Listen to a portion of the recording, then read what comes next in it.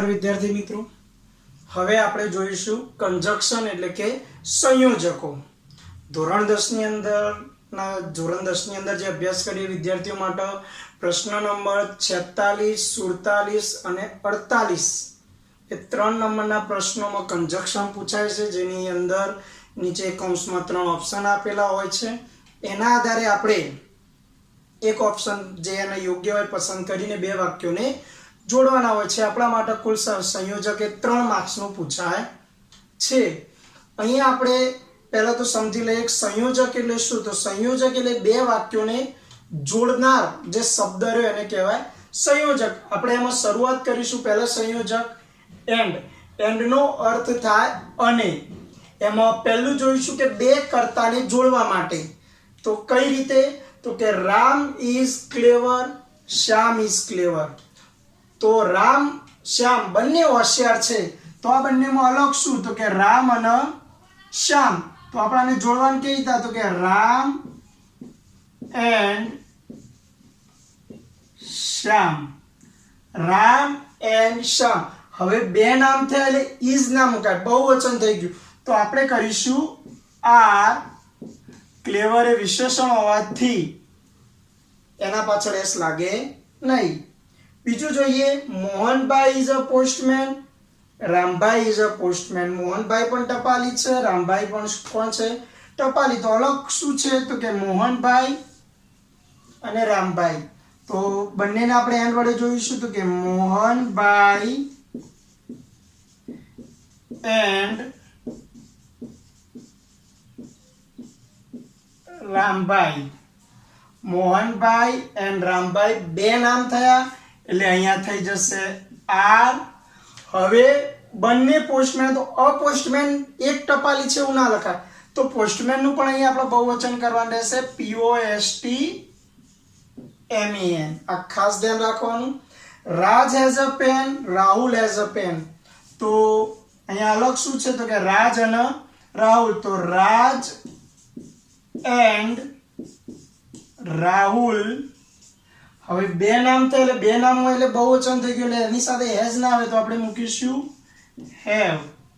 તો Raj and Rahul have a pen લખેલું થઈ જશે પેન્સ. હવે બે કર્તા જોડતા શીખ્યા. એના પછી આપણે જોઈએ બે કર્મ જોડવા માટે. તો કે Raj has a pen, he has a pencil. અહીંયા બંને વસ્તુ રાજના જોડે જ છે. તો અલગ શું છે? તો કે આ પેન અને અ પેન્સિલ. તો Raj has a pen and a pencil. Raj પાસે પેન અને પેન્સિલ છે. હવે બે વિશેષણો જોડવા માટે અહીંયા આપણે બે કર્મ જોડ્યા. એના પછી આપણે જોઈએ બે વિશેષણો જોડવા માટે. તો Meena is clever, she is hard working. કે મીના હોશિયાર છે અને તેણીની મહેનતુ છે. તો અહીંયા અલગ શું હોય? તો કે ક્લેવર અને હાર્ડ વર્કિંગ. તો લખીશું આપણે મીના ઇઝ ક્લેવર એન્ડ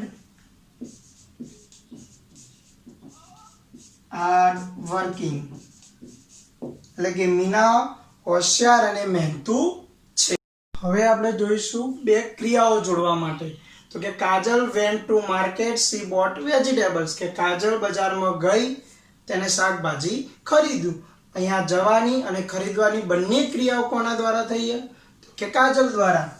તો અહીંયા આપણે બે વાક્યોને કેવી રીતે જોડીશું? તો કે કાજલ, પહેલા તો જે આગળનું વાક્ય હતું એમને એમ લખી દઈશું. કાજલ vent to the market and. આપણે ખાસ ધ્યાન રાખવાનું, એન્ડ હંમેશા બે વાક્યોની વચ્ચે જ આવશે. Kajal went to the market and. હવે આગળ કાજલનો ઉલ્લેખ થઈ ગયો એટલે આપણે ફરીથી અહીંયા એનું નામ એટલે કે એના માટે સી લખવાની જરૂર નથી. ડાયરેક્ટ શું લખીશું? કે બોટ વેજીટેબલ્સ. આપણે આ ખાસ ધ્યાન રાખવાનું કે અહીંયા જે કરતા હોય વાક્યનો એ નીકળી જશે, કારણ કે બંને કરતા સેમ હશે એટલે આપણે અહીંયા મૂકીશું and. Lata sings well, she dances well. હવે લતા સારું ગાય છે, તેણીની સારું નાચે છે. તો બે ક્રિયાઓ ગાવાની અને નાચવાની બંને એક વ્યક્તિ સાથે કરી શકે. તો આપણે લખી શકીએ લતા સિંગ્સ એન્ડ. હવે બંનેમાં વેલ એ સેમ જ છે. તો Lata sings and dances well. હવે આ રીતે કોઈ આ રીતે ગ્રીટિંગ્સ વર્ડ્સ આપણને આપેલા હોય. Come here, sit down. કોઈ બે શબ્દ સમૂહ હોય, કોઈ બે કહેવતો હોય જેને આપણે આ રીતે જોડી શકીએ. તો કે come here and sit down. આ રીતના કોઈ બે આજ્ઞાર્થ વાક્યો પણ કહી શકાય કે જે વાક્યની શરૂઆત ક્રિયાપદથી થયેલી હોય એને આપણે આજ્ઞાર્થ વાક્ય કહીએ. તો આ રીતના જો કોઈ આજ્ઞાર્થ વાક્યો આપેલા હોય તો એને તો ફક્ત આપણે બે વાક્યો વચ્ચે એન્ડ મૂકીને તેને જોડવાના રહેશે. જોઈશું ધો, ઓલ્ધો, ઇવન ધો અને ઇવન ઇફ, જેનું ગુજરાતી થાય છતાં પણ. બે વાક્યો વચ્ચે વિરોધાભાસ હોય ત્યારે આપણે આનો ઉપયોગ કરીએ છીએ. જે આપણે ફંક્શનની અંદર કોન્ટ્રાસ્ટ શબ્દ હોય એની અંદર પણ આપણે આ શબ્દોનો જો આ સંયોજકો વાળું વાક્ય હોય તો એ આપણા માટે કોન્ટ્રાસ્ટ કહેવાય, એટલે વિરોધાભાસ. હવે આ શબ્દો જ્યારે વાક્યની શરૂઆતમાં કે વચ્ચે મૂકવામાં આવે છે. હવે જોઈએ કે હી ઇઝ ક્લેવર, તે હોશિયાર છે. હી ફેલ્સ ઇન એક્ઝામ, તે પરીક્ષામાં નપાસ થાય છે. એનો મતલબ તે હોશિયાર છે અને પરીક્ષામાં નપાસ થાય છે, એટલે વિરોધાભાસ. અહીંયા હોશિયાર હોવા છતાં આપણે કહીએ છતાં પણ શું થાય? નપાસ થાય. તો અહીંયા વિરોધાભાસ છે એટલે આપણે લખી શકીએ કે ધો હી ઇઝ ક્લેવર, એના પછી તરત આપણે અહીંયા અલ્પવિરામ કરીશું.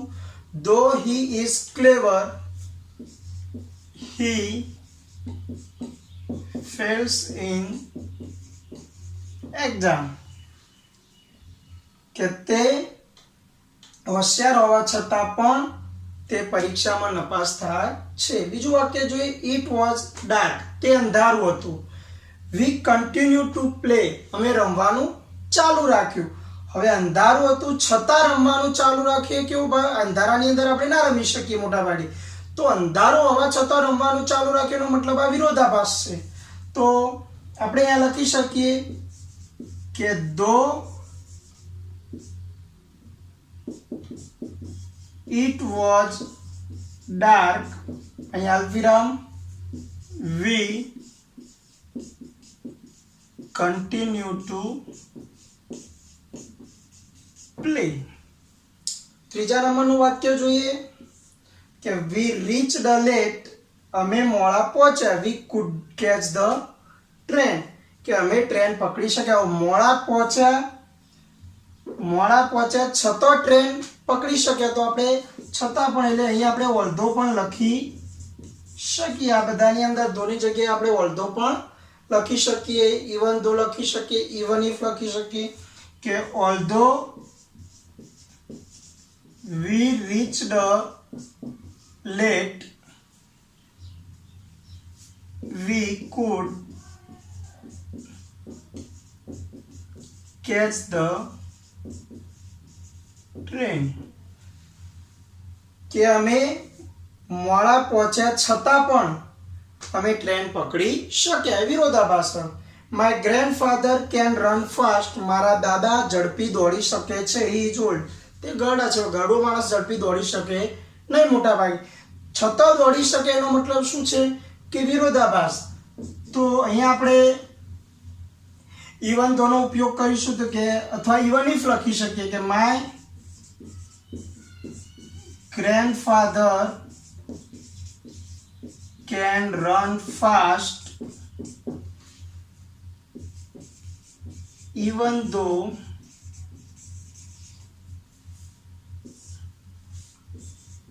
he is old. અહીંયા આપણે ઇવન ઇફ પણ લખી શકીએ. ત્રીજા નંબરે જોઈશું બટ, યટ, સ્ટીલ. આનું ગુજરાતી થાય પરંતુ, છતાં પણ. આ પણ ધો ઓલ્ધોની જેમ વિરોધાભાસ દર્શાવે છે ટૂંકમાં though although even though even if but yet still આ બધા સંયોજકો વિરોધાભાસ દર્શાવે છે. હવે આ જે શબ્દો એ વાક્યની વચ્ચે જ મૂકવામાં આવે છે. હી ઇઝ ક્લેવર પહેલું વાક્ય જોઈશું કે તે હોશિયાર છે. હી ઇઝ લેઝી તે આળસુ છે. હોશિયાર વિદ્યાર્થી આળસુ ના હોય, હાર્ડ વર્કિંગ હોય. આપણે આગળ એન્ડમાં જોયું કે ક્લેવર એન્ડ હાર્ડ વર્કિંગ હોય. અહીંયા લેઝી કીધું એનો મતલબ એ આળસુ છે. તો અહીં આપણે લખી શકીએ કે હી ઇઝ ક્લેવર બટ અહીંયા પણ કર્તા એનાય છે, ક્રિયાપદ એનાય છે, તો આપણે ફરીથી આને લખવાની જરૂર નથી, ડાયરેક્ટ લખી શકીએ લેઝી. પણ માની લો બંને અલગ અલગ આપ્યા હોય તો આપણે એમના એમ જ વાક્ય જોડવાનું રહેશે. I invited him he did not come મેં તેને આમંત્રણ આપ્યું તે ના આવ્યો. તો આપણે અહીંયા શું જોવા મળે વિરોધાભાસ. આમંત્રણ આપ્યું છતાં પણ આવ્યો નહીં. તો આપણે કહીએ કે આઈ ઇન્વાઇટેડ હિમ બટ હવે બંને કરતા અલગ બંને વાક્યો અલગ કહેવાય તો અહીંયા આવશે હી એમના એમ જ વાક્ય મૂકવાનું રહેશે he did not come. But સિવાય આપણે બીજો યટનો પણ ઉપયોગ કરી શકીએ આ રીતે કે સી હેડ મોર રૂપીસ તેણીની પાસે વધારે પૈસા હતા. સી લુકડ સેડ છતાં કેવું દેખાતી હતી? ઉદાસ. વધારે પૈસા તો વ્યવહારિક કે આપણે કેવા દેખાતા હોઈએ? ખુશ. આના જોડે તો વધારે પૈસા છતાં કેવી દેખાય? ઉદાસ. એનો મતલબ અહીંયા શું વિરોધાભાસ. તો અહીંયા લખી શકીએ કે she had more rupees yet છતાં પણ she looked sad. Dikshit worked hard દીક્ષિતે સખત મહેનત કરી. He did not get good marks તેને સારા માર્ક્સ મળ્યા ને. હવે સખત મહેનત કરીએ તો સારા માર્ક્સ મળવા જ જોઈએ. તો અહીંયા શું વિરોધાભાસ જોવા મળે. તો આપણે લખી શકીએ કે દીક્ષિત વર્કડ હાર્ડ બટ હવે અહીંયા બંને કરતા એક જ છે છતાં આપણે હી લખી શકીએ, અહીંયા કાઢવાની જરૂર નથી. He did not get good marks. છેલ્લું વાક્ય જો સી ઇઝ એજ્યુકેટેડ તે શિક્ષિત છે. She is not good looking તે સારી દેખાતી નથી.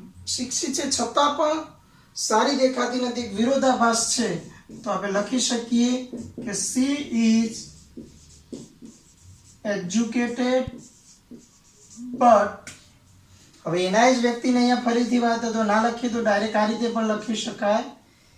C is educated but not good looking. માની લો આ રીતે નકાર વાક્ય બંને કરતા સેમ અહીંયા કુડ આપે તો કુડ નોટ લખી શકાય, કુડ કાઢી દેવાય નહીં. પણ અહીંયા બંને કરતા ક્રિયાપદ સેમ હતા તો આપણે કાઢીને ડાયરેક્ટ નોટ ગુડ લુકિંગ એ રીતે લખી શકીએ. ચોથા નંબરે આપણે જોઈશું ઓર. ઓર સાથે બીજો શબ્દ અધરવાઇઝ જે આપણા ફંક્શનની અંદર અલ્ટરનેટિવ જે કહીએ એની અંદર બંને આવે. ઓર આવે, અધરવાઇઝ આવે, આઈધર ઓર, નાઈધર નો. અહીંયા ઓરનો સાથે એના જેવો શબ્દ રહેશે અધરવાઇઝ જે આપણે 5મા નંબરે શીખીશું. ઓરનો અર્થ થાય અથવા કે, જે પસંદગી કે વિકલ્પ સૂચવે છે. I take T, I take coffee.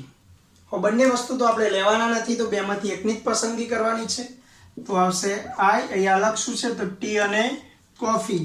તો I take T or coffee બંનેમાંથી એક જ લેવાનું. રોહન વિલ એટલે વિકલ્પ ટી લેશો કે કોફી બંનેમાંથી એક જ. Rohan will buy a scooter, he will buy a bike. Rohan scooter ખરીદશે, તે બાઇક ખરીદશે. બંને તો ખરીદવાનું નથી, બંનેમાંથી એક જ. તો અલગ શું અ સ્કૂટર અ બાઇક. તો આવશે Rohan will buy a scooter or a bike. હવે મોટાભાગે જો પ્રશ્નાર્થ વાક્યો બંને આપેલો હોય તો એમાં તો 100% ઓરનો જ ઉપયોગ થાય. R you a doctor, R you a postman? શું તમે ડોક્ટર છો, શું તમે ટપાલી છો? બંને તો એક વ્યક્તિ હોઈ ના શકે. તો અહીંયા લખશું ડોક્ટર અને પોસ્ટમેન. તો are you a doctor or a postman? પ્રશ્નાર્થ ચિહ્ન. Is she tall, is she short? શું તેણીની ઊંચી છે, શું તેણીની ઠીંગડી છે? હવે બંને તો હોય ના શકે, ઊંચી ને ઠીંગડી બંનેમાંથી એક જ હોઈ શકે. આપણે જોઈ નથી તો આપણે એવું કહી શકીએ. તો અહીંયા આપણે લઈ શકીએ કે is she tall or short? બંનેમાંથી એક જ વિકલ્પ પસંદ કરી શકો.